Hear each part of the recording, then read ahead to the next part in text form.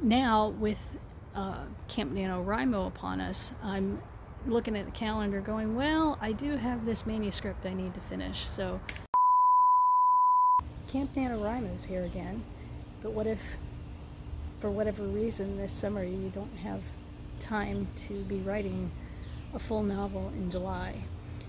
Well, I have a few ideas for you for what could constitute writing for the month of Camp Nanowrimo. Stay tuned and I'll share those ideas with you coming up next.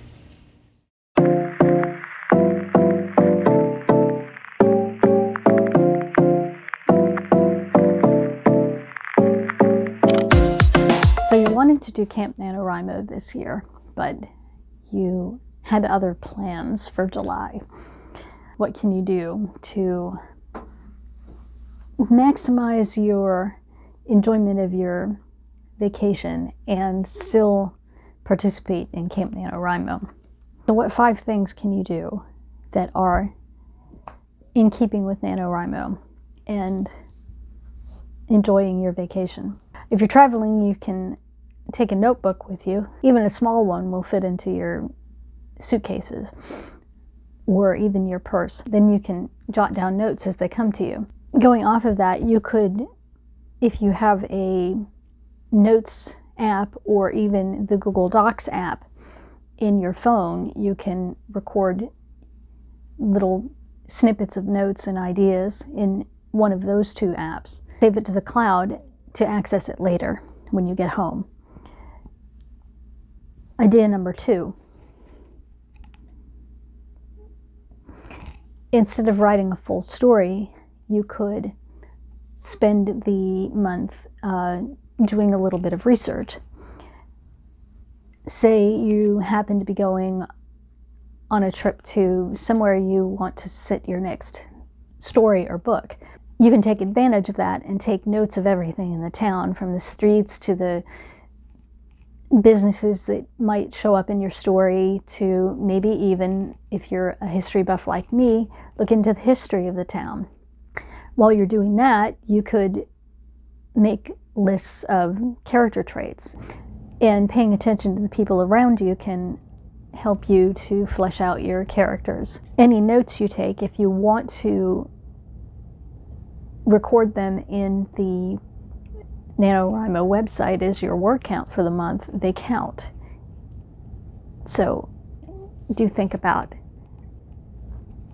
making a record of how much you write every day. Set yourself a realistic goal this month. Maybe if you know you won't be able to achieve 15,000 words, try 5,000 words. Tip number 3, if you're going on vacation and you're maybe visiting family for the duration, why not use the opportunity to ask an older, beloved family member about their lives and make notes? You can maybe use that for a character's history later on in one of your stories, or even, more importantly, save it for your family's posterity in case one day you might want to know about your family history. Idea number 4. You could just take the month and journal. The neat thing about Camp Nanowrimo is it doesn't have to be narrative. You could dedicate the month to journaling, just a line or 2 every day about your life. It could be something as simple as, I went out and watered my garden today, or I planted a new kind of flower I'd never tried before, or maybe I had a cookout with my family and this is how it went. That kind of story, that kind of journal entry. Idea number 5. Now, this might be a little controversial, but it's something that I know that a lot of writers do for Camp Nanowrimo. If you have a project from a previous Camp Nanowrimo or the official NaNoWriMo in November that you haven't finished, July would be a great time to dig that manuscript out and finish it. You don't have to write 50,000 words in July. You can make your own goal of, say, maybe 15,000 words that might be easier for you to achieve over the summer. So those were 5 of my ideas. If you like this kind of content, please like and subscribe. And leave me a comment below. Let me know what alternatives to an official Camp Nanowrimo might you have that I've overlooked or forgotten here. And if you are participating in Camp Nanowrimo this month, let us know what's your goal for the month.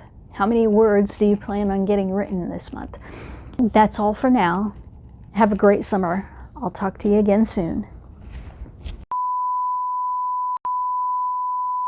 You can maybe use that for someone's backstory or for someone's history. Backstory and history are the same thing. Cut that.